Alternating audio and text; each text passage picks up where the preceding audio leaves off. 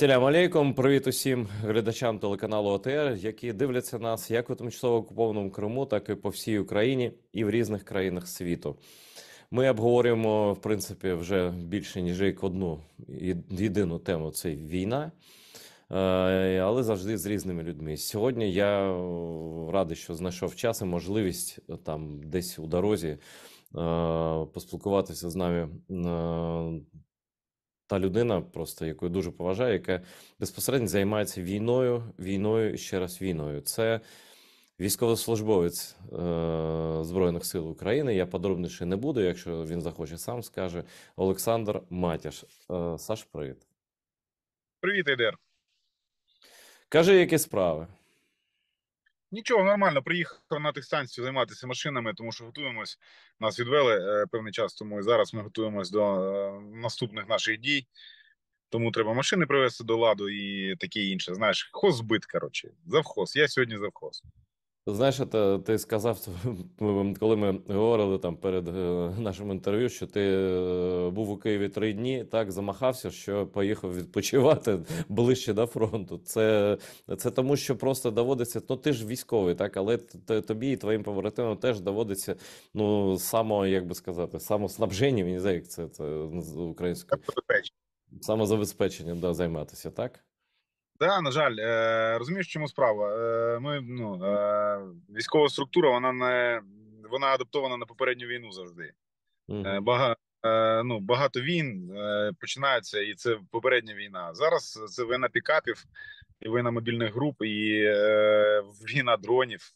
І доволі часто є потреба в тому, щоб це робити самотужки, оскільки це швидше просто в першу чергу. І армія вона має певну штатну структуру, яка дуже туго змінюється. Тому, якщо ти хочеш вижити і перемогти, то треба підлаштовуватися під обставини, а не під структуру. Тому Слухай, да, я розумію. Ти сказав, що війна дронів, пікапів, мобільних груп тощо. Ну, я різні думки слухав, чув від різних людей. Просто хочу ти, як людина така філософського складу розуму, так на скидочку там оцінити. Ось на який відсоток це війна таких засобів, які раніше не були, не вважалися там вирішальними або головними, або пріоритетними у війні? Я б так не казав загалом, тому що відсоток це певна частка чогось. Угу. А ефективна робота без, наприклад, тих же дронів за поточних умов, вона неможлива загалом, тому що тобі треба коригування вносити. Наприклад, кваліфікованих коригувальників артилерії у нас дуже небагато, і тому це роблять аматори і за допомогою технічних засобів. Ті ж скиди з дронів, розвідка і таке інше. Дуже багато. Все це дуже швидко розвивається. І, наприклад, війна з 14 по 22 рік вона була геть іншою. І за динамікою, і за устаткуванням. Тому я не можу сказати, який відсоток. Просто це геть інша війна, і вона буде розвиватися.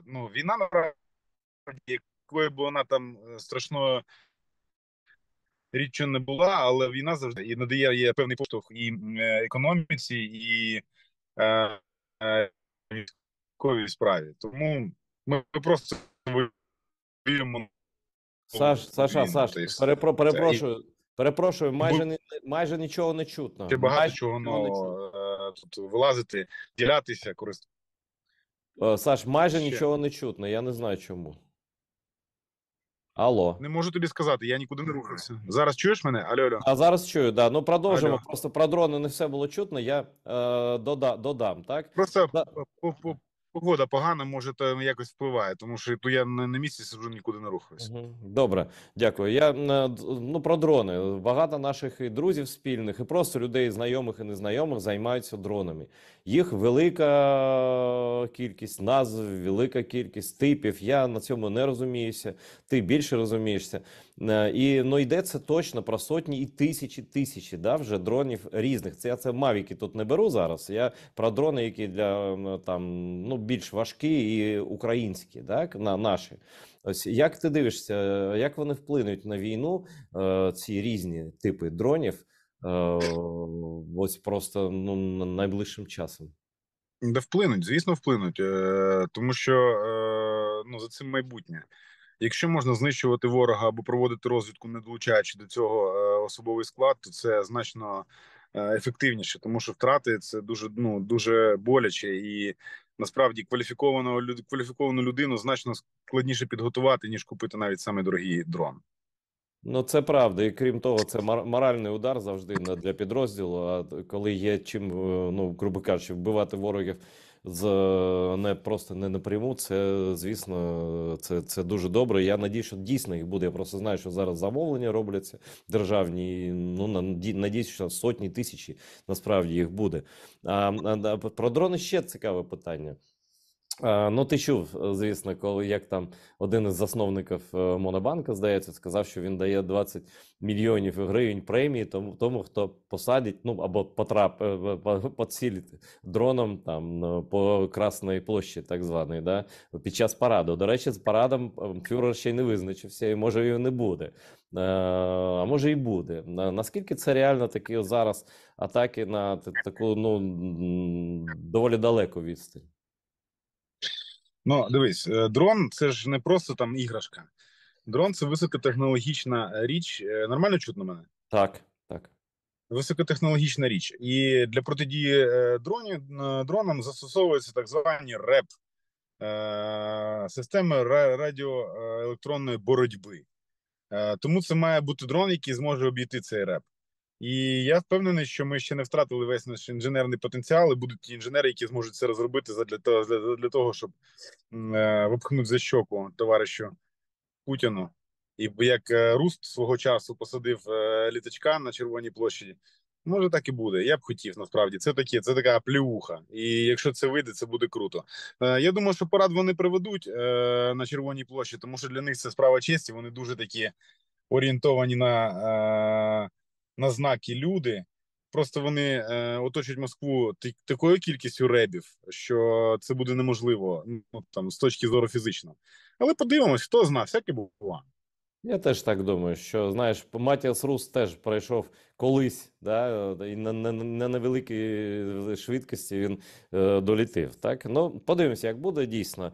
Про пікапи хотів запитати. Це просто ну Mavic пікап. Mavic пікап це слова, які кожен там цивільний знає вже так само, як і військові. Так, тобто збирають постійно, переважно на ці потреби. Ну, Mavic це зрозуміло. Це розвідка просто очі, і очі потрібні. Вони ну періодично їх збивають там ребами, та по-іншому, по-різному буває. А ось пікапи. Ти кажеш, це війна пікапів. Війна пікапів і мобільних груп, але саме пікапів через те, що не вистачає більш там броньованої техніки спеціалізованої, або пікап це ще така, ну як там мені розповідали, ще така ціль швидка, да? Тобто по ньому і важче потрапити ворогу, і важче, і тобто вони не сприймають пікап ворог як пріоритетну ціль, ну на відміну від, наприклад, БМП, да? Хоча вона броньована. І де той баланс, і чому пікапи, власне? Ну, по-перше, дивись, броньована техніка буває різна. Бувають танки, МП, БТРи, є бронемашини і таке інше. Ну, пікап легший, він швидший, він менший, в нього менша силуетність. Це машина багатоцільового призначення. Тобто це може бути як машина для якогось екіпажу або для групи. У неї є кузов, в який можна закинути все, що тобі потрібно, вона зручна, вона невеличка, її легше сховати. І пікап є непріоритетною ціллю тільки в тому випадку, якщо у них є брак боєприпасів. Якщо у них немає браку боєприпасів, пікап звичайна ціль. Просто те, що, наприклад, пікап може рухатись трохи швидше, ніж броньована машина. І це теж там додає. Знаєш, це така історія, от як з бронежилетами. Є важкий бронежилет з плечима, з шиєю, з напашником, зі спиною, з боковими пластинами, але він важить там умовно 12 кілограмів. А є plate carrier.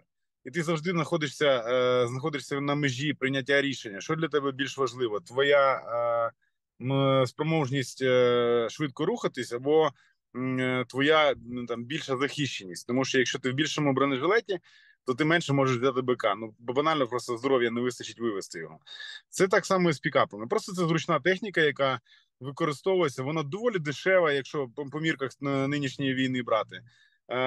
І вона доступна. Ну, вже менше доступно, тому що майже всі пікапи в Європі ми викупили. От ну це просто зручна і корисна техніка за поточних умов.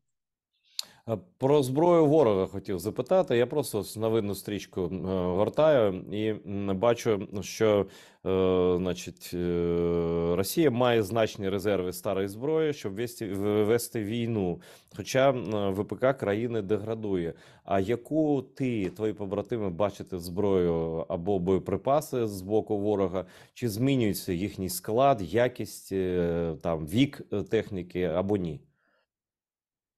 Дивись, я зараз знаходжуся на злагодженні. Ми ж зараз не на лінії фронту, тому я не можу про це нічого сказати. На жаль, з того, що я бачив, там де я був, там техніку вони не підводили близько до лінії зіткнення, і там йшла суто піхотна войнушка. І там техніка не заїжджала, тому що її просто знищували одразу.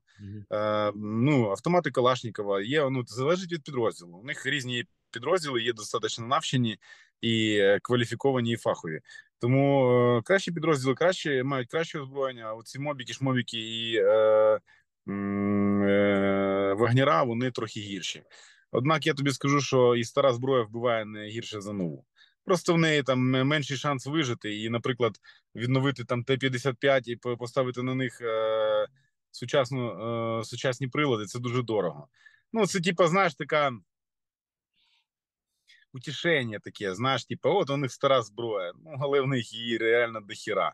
Так як і солдати, в них не навчені, наприклад, ті ж мобіки, але що їм з того? Вони їх не рахують, це м'ясо гарматне та й все.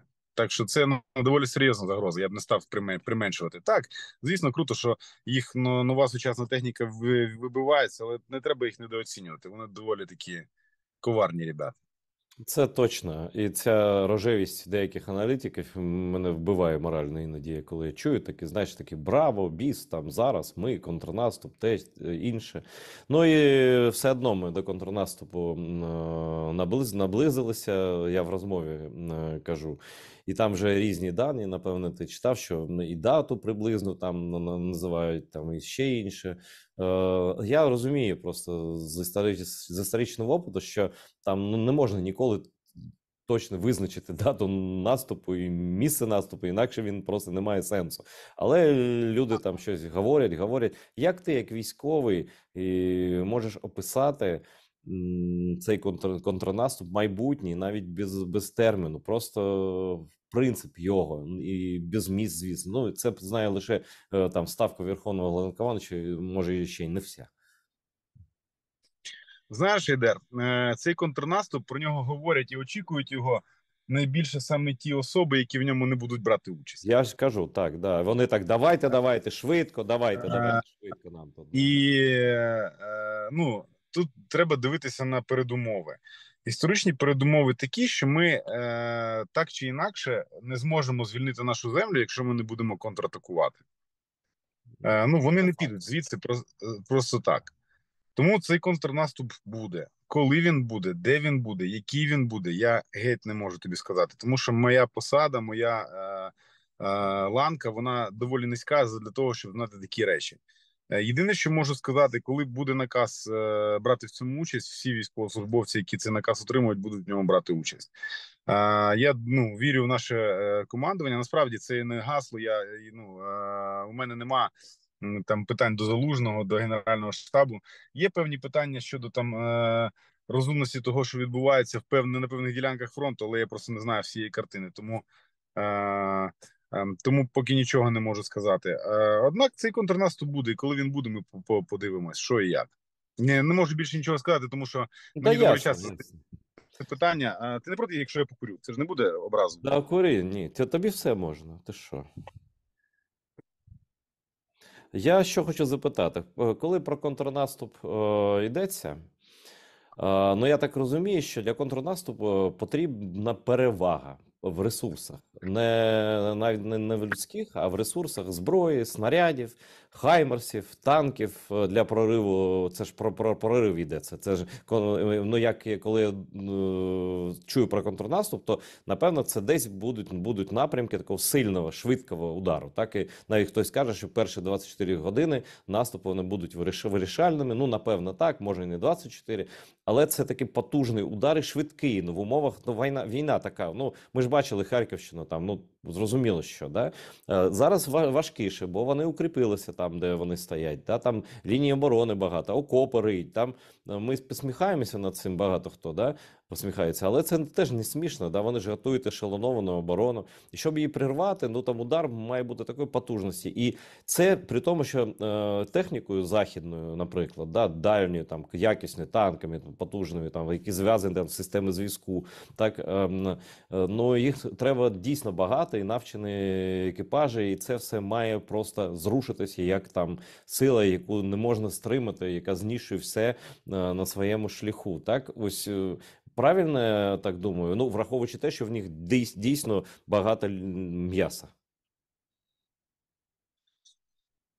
Дивись, ну, начебто так, але все, що ти мені перелічив, це історія з радянських книжок. Угу. Насправді, контрнаступ це в першу чергу управління і реагування. Угу.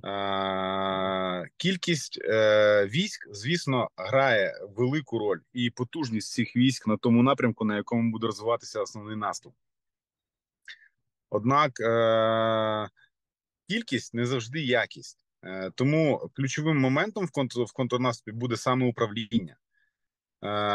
І от справа в тому, як воно буде побудовано, яка буде ціль цього контрнаступу, яка буде мета його, і тоді вже йдуть сили та засоби.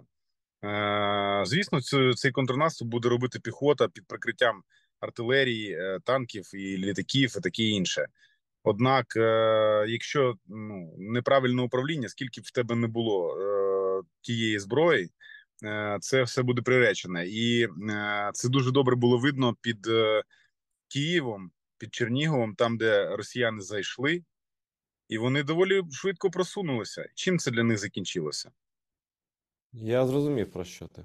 Ну, тобто, слухай, а саме цьому навчаються ці наші люди в Британії, в Швеції, в Литві, я бачив, саме системам управління. Ну, тобто, сучасний танк, як я розумію, Абрамс, чи це там британський танк, Челленджер, чи це Леопард, це не просто броньована машина з гарматою, так? Це Дивись, машина, яка в системі, там це матриця, так? так точно, це тактична одиниця, яка є часткою великої системи і виконує певну роль.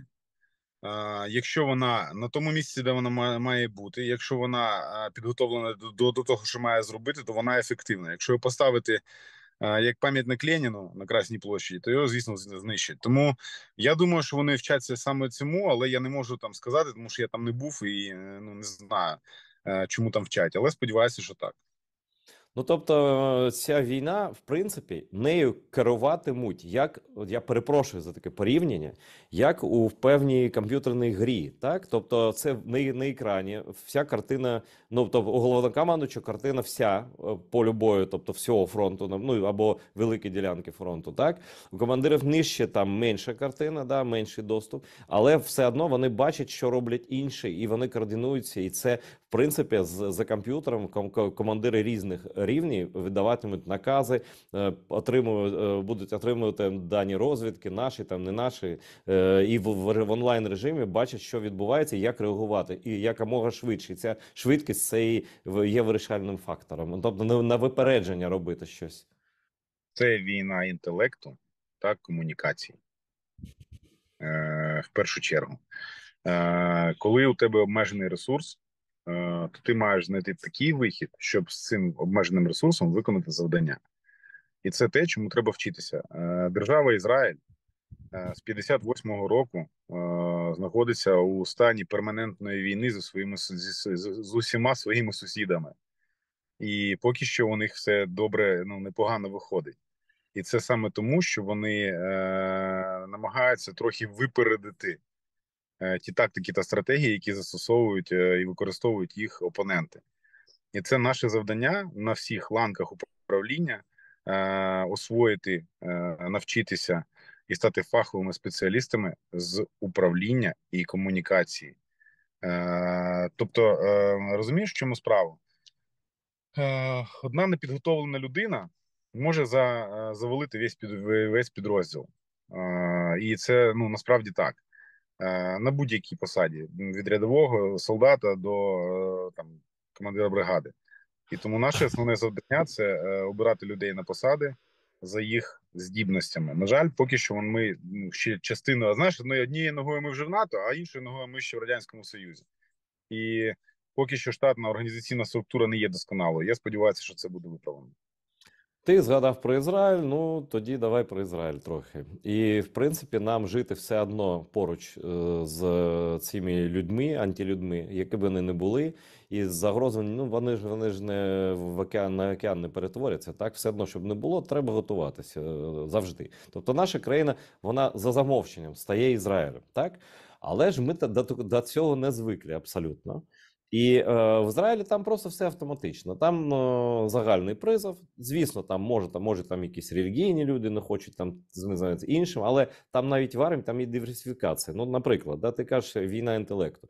Якийсь чувак, програміст, він може фізично навіть там, ну може і ходить погано, може він навіть інвалід, як людина. Да? Але в армії є там є перелік спеціальностей, да? І все одно йому знайдуть чим зайнятися в пункті управління, і він знає чітко, він пройшов цей вишкіл, так? Вишкіл, ну нехай там у когось він там такий термін, у когось інший. Це вже країна сама визначається, так? Жінкам так само, да? Їх же там, вони ж не в спецназі, там переважно більшість свої. Там просто кожна людина, кожен громадянин, який пройшов і проходить підготовку військову, він чітко знає своє місце в системі. Наприклад, там чоловік моєї сестри, він там раз на рік, двічі на рік, там йому просто приходить повідомлення смс .a, .b. Він забирає там вантажівку і їде туди, і перевозить щось потрібне, і тренується. Так, ну, просто так працює, що ти завжди в системі на своєму місці. Тобто ти не туди-сюди там головою крутиш, там, ой, куди бігти, туди-сюди, ні. Ти знаєш чітко, ти маєш таку спеціальність, яка допомагає армії на тому чи іншому напрямку, на ті чи інші ланці. Ось як нам побудувати, чи треба нам будувати таку систему просто зі школи ще, ну або після школи? Ну, дивись, у Ізраїлі ж це були певні передумови, чому так сталося. До того, як це сталося, ну історична держава Ізраїль створювалася людьми, у яких не було своєї землі, і вони були готові битися для того, щоб на цій землі було місце їх дітям. Тому сенс створення держави був трохи інший ніж України, яка отримала незалежність у подарунок. Тому що тоді Росія була слаба і не могла якось силою затягнути її назад. Зараз ситуація змінилася. Ми не знаходимося ще в точці, в якій кожен громадянин України розуміє. В Ізраїлі теж не така ситуація, щоб там всі 100% розуміли це. Ну, є тупі банальні. Ні.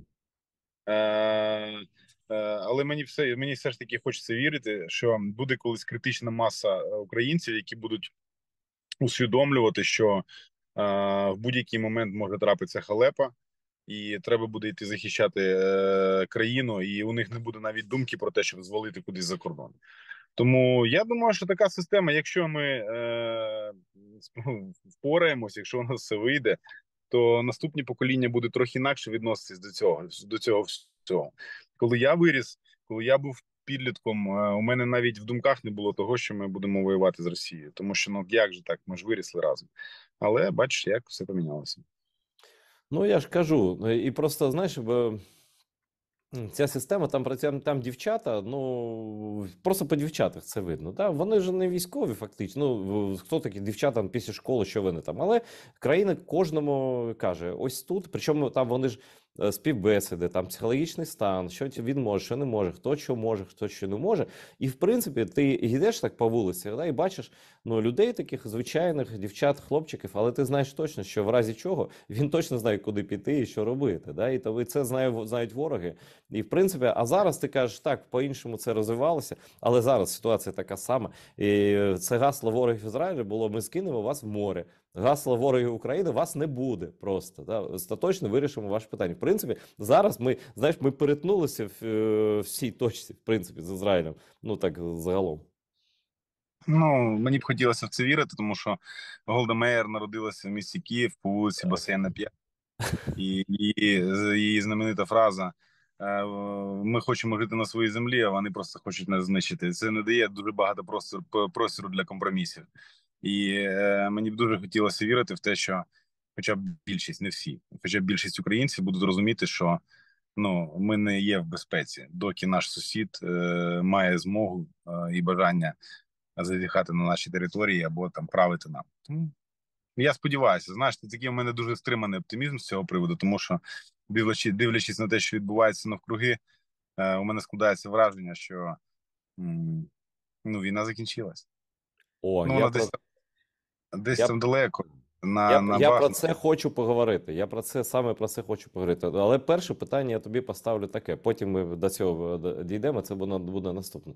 Перше питання таке: задля чого особисто ти воюєш? За кого ти воюєш? За що це ти воюєш? Ти сформулював для себе такий, ну я не знаю, віш-лист свій. Чого ти прагнеш там? Слухай, я хочу. У мене, звісно, є відповідь на це питання. У мене нема сумлінь. Там для мене це не було таким якимось спонтанним рішенням. Я хочу, щоб мої діти жили у вільній державі, щоб вони мали більше можливостей, щоб все в їх житті залежало від них. Я хочу, щоб вони не боялися виходити на вулицю, щоб вони знали, що за ними вночі не приїде Чорний Ворон. І щоб тут вирішувалося питання демократичним шляхом, і щоб знаєш. СРСР, начебто, був країною рівних можливостей. Там кухарка може керувати державою, але це неправда. Країна рівних можливостей – це коли ми народжуємося однакові всі. У кожного є якісь певні вади, якісь певні переваги. І люди, використовуючи свої можливості, вони досягають чогось в житті. На сьогоднішній момент демократична система не є супер унікальною або якось там огонь-огонь, але вона на сьогодні є єдиною, яка дає можливості. Подивись на кількість талановитих людей, які змогли в Європі або в Америці реалізувати свої фантазії, перетворити їх на життя. Наприклад, той самий Ілон Маск. Якщо ти наполегливо працюєш, ти, може, і не станеш мільйонером, але ти не будеш мати ніяких проблем з тим, щоб там купити собі щось чи що. І я б дуже хотів, щоб мої діти жили в країні, в якій є така система рівних можливостей, коли від тебе залежить те, як ти будеш жити, і щоб вони були в безпеці. Це моя мотивація. Це моя мотивація. Я хочу для себе такі можливості зробити і створити. Але якщо я не буду тут, то хто буде тут? Хтось за мене? Мені ніхто нічого не винен в цій країні. І країна мені нічого не винна. Давай будемо відверті. Так вже вийшло, я народився тут. Але я та людина, яка може сама керувати своїм життям, і я буду робити все для того, щоб отримати ці права і можливості. В законній, звісно, площині. А тепер про суспільство. Ти був у Києві 3 дні, ти, може, зайнятий був, я тут не 3 дні, я спостерігаю за тим, що відбувається. Я без зради жодної, ні, я не про це. Київ дуже добре місто, дуже такі уважні один до одного люди, всі такі, просто добрі, посміхаються, і всі лагідні такі один до одного, і це мені дуже подобається в Києві. Він раніше теж був лагідним, але все ж таки не таким. Люди один до одного ставляться тут, класно. Напевно, і в інших містах точно це краще стало в моральному сенсі. З іншого боку, є певний шар людей, для яких просто війна дійсно відійшла кудись, відкотилася знову від Києва до Донбасу. Кудись. Це напряму мене не стосується. Уже в Києві навіть там ніхто в бомбосховищі не ходить, бо тривог немає, бо там посилились, там сказали, що вже і патріоти приїхали. І в принципі посилилися. Так ще буде, я думаю. Але вони готуються, росіяни. Але все одно такого жаху ракетного вже не буде. Так? І як нам, я навіть не про оцінку моральну ти її даш. Я про те, як нам утримати суспільство в тонусі. Я просто пам'ятаю, знаєш, коли Порошенко, перепрошую так довго, коли, пам'ятаєш, Порошенко оголосив воєнний стан буквально там на 1,5 місяця, здається, він притримався, коли моряків наших там напали, да? І всі почали волати просто, який він воєнний стан, і просто хоче залишитися президентом, він не хоче того, він диктатором. Тобто те саме, що зараз про Зеленського кажуть, що він хоче стати диктатором, тоді про Порошенка казали, і йому ставили в провину те, що він в тонусі, ну хотів сказати так, давайте трохи зберемося. Ми все ж таки воюємо. А інші так, яка війна? Ти що ти нам розповідаєш? І це, до речі, на виборах теж такий злий жарт був, бо навіть спеціально я так відчував. І влада декілька років відштовхувала від суспільства війну. Військові, тобто самі там якось там роблять, а ми тут живемо, і задля того військові воюють, а ми тут живемо, пляшемо, танцюємо там тощо. Що робити? Ну, я думаю, що влада на сьогодні стала заручниками до непоганих новин. Знаєш, Угу. Арестович, які 2-3 тижні, ми там все побідім всіх. Ну, треба, знаєш, бажано б з суспільством розмовляти на чесній мові, ну тобто доносити, що відбувається, але це теж не, ну там, я не знаю, ну не можу тобі сказати, але мені здається, що оця тепла ванна в телеграм-каналах з відосиками, от Серж Марко написав, ви бачите відос, як знищують танки, але ви не бачите тої роботи, яка про яку було зроблено для того, щоб той танк знищити. Люди бачать тільки красиві картинки з війни і слухають там ситуацію. Там все ситуація стабільна. Ну ситуація стабільна, то можна не переживати. Як буде нестабільна, тоді я включуся. Вони не усвідомлюють більшість людей. Я сьогодні про це, до речі, написав пост, і там така зрада понеслась. Якийсь там гусь написав мені. Руслан Сармаріна він називається. Що ти ниєш? Я прям я прошу прощення. Тут не можна. Ми в ліцензованому телеканалі знаходимося. Вибачайте, я ж сподіваюся, це не прямий ефір. Продовжуй, ми виріжемо все це. Не вирізайте, запікайте краще. І Добре. коротше, цей гусь мені пише: не ний. А ти що, зараз в окопі? Я кажу, чувак, ну в окопі я чи ні, мене може питати чувак з мого ж окопа. Ти де взагалі? Де ти знаходишся? Дядько, не ните. Взявся воювати, іди воюй. І оця, коротше, устриця мені таке пише. Я прям, ти знаєш, так, ну, збудився не на шутку. Тому що, ну, тобто вони думають, що все нормально. Ну, то, знаєш, ця історія, коли в Київ війна прийде, тоді я піду воювати. От. Тому я вважаю наше суспільство ще не зрілим, молодим і доволі інфантильним, які не усвідомлюють ризиків. Я, коли був у Києві, я їхав, відвик від корків, і ну, мені було дуже складно, тому що в цей час минулого року в Києві корків не було. Да, це точно. І десь всі ці захисники поділися, кудись вони поїхали, освобождають Львівську, Волинську і Тернопільську губернії. Тому, знаєш, ну насправді людей треба вчити брати на себе відповідальність за своє життя. І для цього це непростий процес, доволі довгий і доволі болісний. Тому що якщо зараз почати розказувати правду, що відбувається, показати реальний стан з втратами, з проблемами, які є, це може дуже сильно демотивувати цих людей. Але так вже сталося, що ми маємо наслідки Радянського Союзу, коли от було так.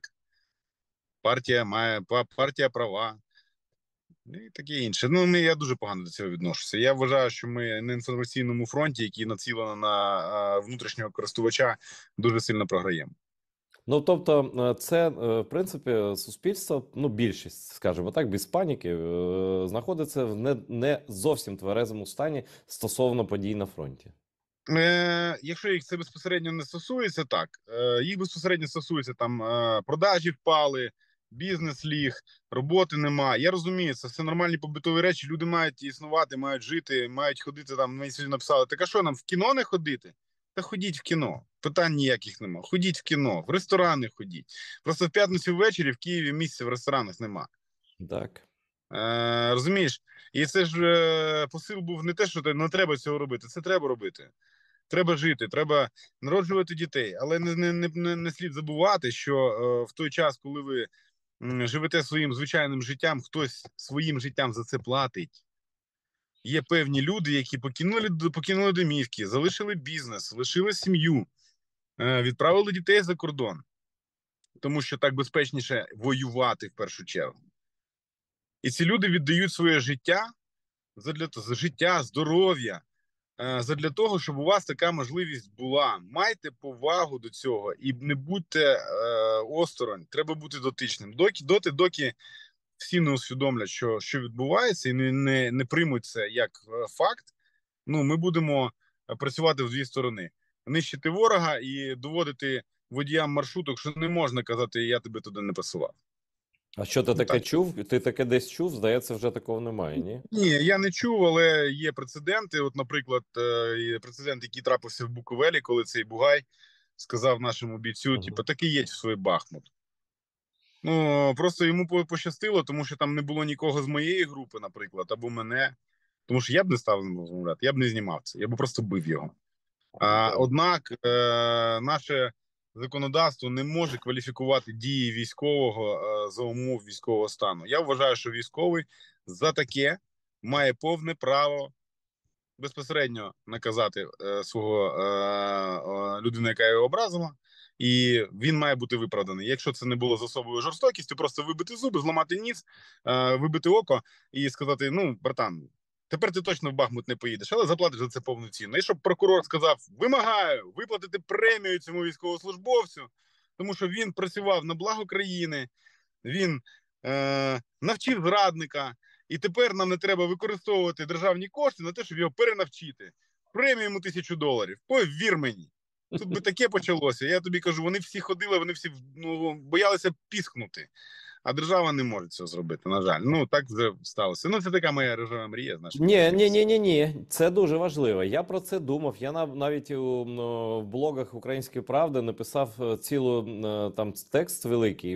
Я тобі відправлю. Там ну, частина може виглядати фантазійною, але та частина, яка стосується того, про що ти згадав зараз, вона абсолютно не фантазійна. Має бути створена така юридична система. Кожна країна має право на свій кримінальний кодекс, який враховує особливості її стану, причому стану сучасного. Так? І ось я не хочу, щоб жодна людина, яка повертається з фронту у відпустку, ну будь-де, будь-як, що якщо ну бити це ж не кожен буде, не кожен може, і спроможний, не кожен, да? Але якщо це публічно або під запис таке трапляється, ці люди мають знати, що вони будуть дуже суворо покарані, щоб будь-яка злочин проти військового має бути окремою статтею, я думаю, бо інакше, враховуючи ПТСР і інші речі, так ми нічого гарного тут не доб'ємося.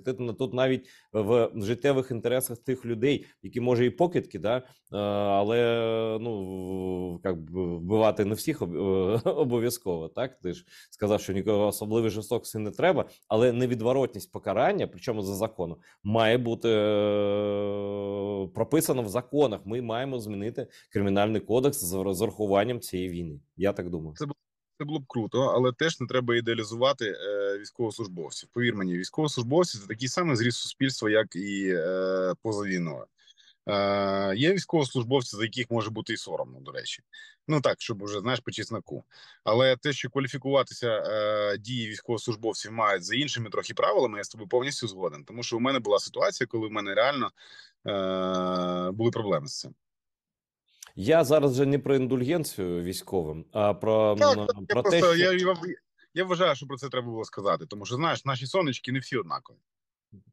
Це не всі взагалі однакові. Але якщо військовий якщо військовий вчинив злочин, то чинить проти цивільного, це не автоматично він правий, так? Ну зрозуміло. Але я лише таку ситуацію, коли навмисно там зухвала, публічно, при людях там або десь там в записи на Ютубі зневажають військових. Я вважаю, що це антисуспільний злочин, просто який має бути покараний.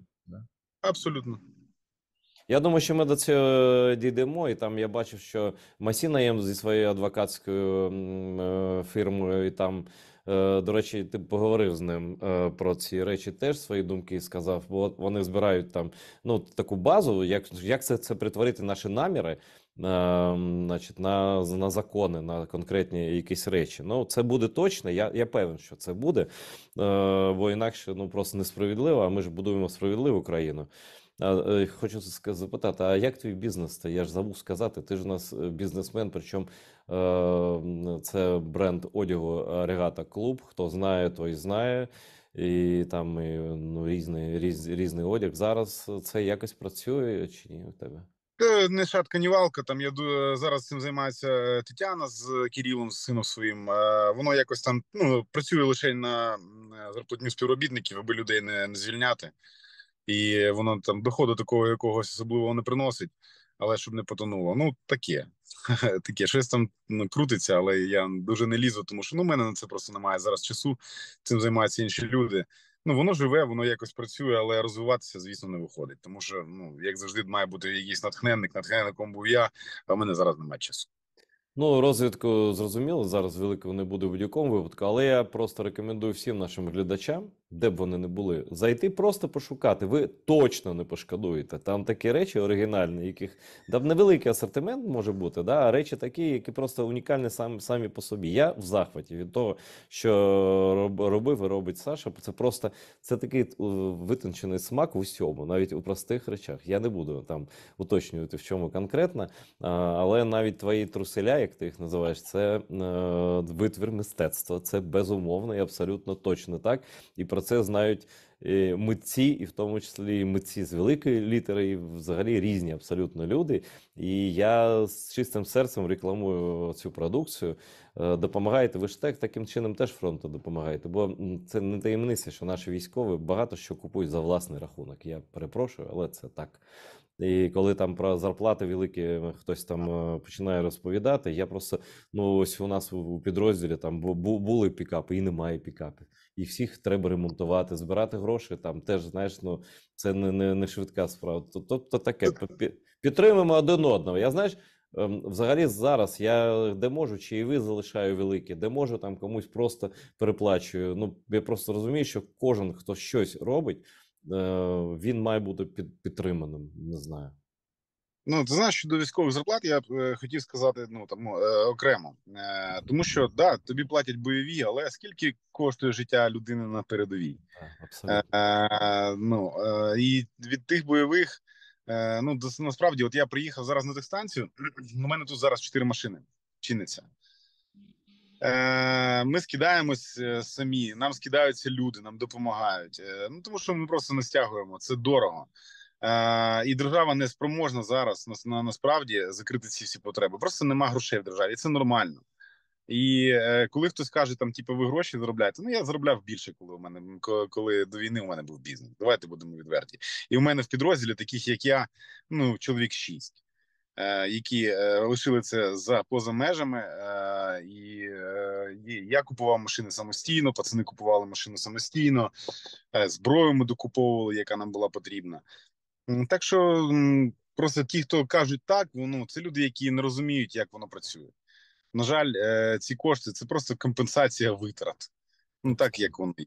Абсолютно. Тобто це ніхто не жирує, це абсолютно дурниця. Якщо хтось таке розповідає, що ось військовим там платять стільки, це, наприклад, це класно, круто, ще за гроші воювати, нехай вони йдуть, там, таке. Це таке. Я б хотів подивитися на ту людину, яка це каже, якби вона посиділа б на нульовій спешці. Угу. Хоча б добу. Добу в дощ, зимою, з мокрими ногами, коли вас двоє, ви на нулі. Орки від вас 70 метрів сидять в посадці, і ви не знаєте, що буде відбуватися. Радійка сіла.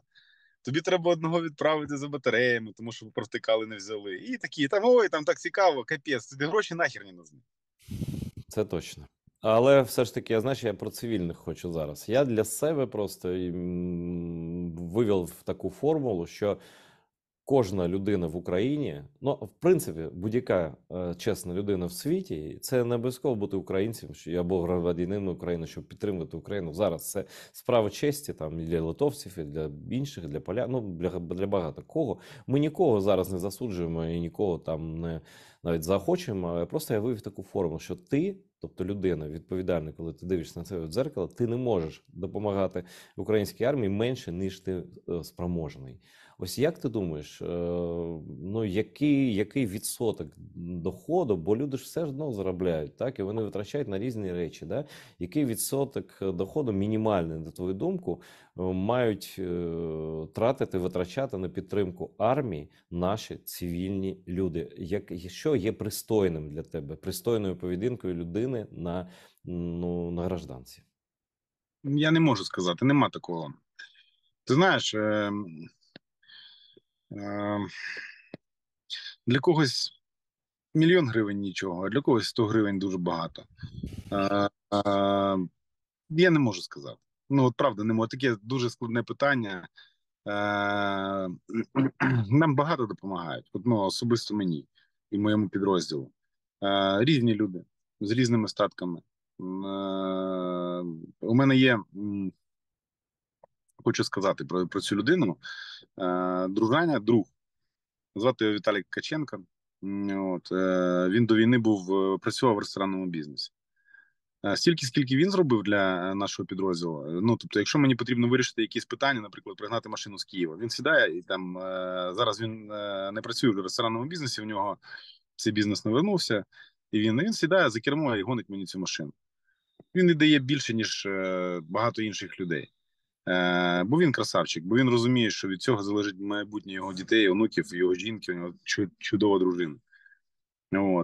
Я б хотів бути йому, ну, я завжди кажу йому дякую. Є люди з інших країн, які допомагають. Наприклад, наша з тобою спільна знайома з Литви, яка там передавала мені генератор, який мені був конче потрібний. Я не знаю, дядько. Кожен сам має вирішувати, скільки він може. Але я б не хотів, щоб люди жили війною там в повному обсязі. Все на війну до останньої копійки. Так теж не має бути. Тому що це заганяє в депресію. Люди мають жити. Але не забувати про те, що і від їх зусиль теж залежить те, наскільки швидко буде наша перемога. Ну так, немає такого якогось чіткої відповіді на це питання. Ну, отак, от я б сказав. Ну, я і не чекав від тебе там точних відсотків. Я думаю, ну принаймні, я не знаю, ну кожна людина, ну таке ж було десятина церковна, або якась там десятина, в принципі, ну менше, взагалі, просто, ну, це непристойно, я не знаю. Не знаю, дядько. Доки в цій країні буде виплачуватися зарплатня в конвертах, доки не платити налоги тут буде, податки, тут буде гарною справою, нічого у нас не вийде. Нам треба звикати до того, що люди мають отримувати гідну зарплатню. Держава – це суспільний договір між державою і громадянами. Держава, яка має створити умови для ведення бізнесу, і громадяни, які ведуть цей бізнес, мають за це віддячувати державі для того, щоб держава за ці кошти розвивала наступні проекти і рухалася вперед. На жаль, поки що у нас система доволі стара. Є, я не скажу, що тут там податки, наприклад, для ФОПів, якісь там крокодилії. Ні, це не так. Але ну вона дуже забюрократизована і незрозуміла ця система.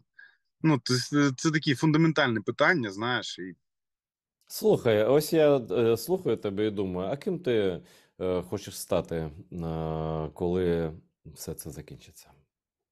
ну я ніким не хочу стати, я тих, хто я є. Я хочу повернутися до своєї справи, я хочу займатися своїм бізнесом. Я не хочу йти в державне управління. Ну, це не моя історія, тому що я працював з державою, і я розумію, що знаєш, там доволі часто приводять в приклад Сінгапур, але Сінгапур це все ж таки трохи інакша історія, інакша філософія і все таке інше. Сінгапур це директивна структура управління. Але я вважаю, що перше, що треба було би почати, ким я хочу стати, це з того, що відповідальність має бути рівною для всіх, незалежно від того, чи держслужбовець ти, чи звичайний громадянин, чи мільйонер, чи дворник, прибиральник. От так от має бути. Тому що хтось може розвинутися як депутат Ар'єв через двойну осьову, і це було давно вже, і закатити скандал, наприклад, поліцейському, який його зупинив. Так не має бути. Я не уявляю собі, щоб в Сполучених Штатах Америки якийсь сенатор дозволив собі вести себе таким чином. Ну так не має бути. Тому що є суд, і це найвища інстанція правосуддя. Знаєш, що недаром правосуддя називають. Щоб судді були неупереджені, і вони працювали з законами по закону. Коли ми станемо рівні у відповідальності, тоді можна буде про щось розмовляти. Тому що давай будемо відверті.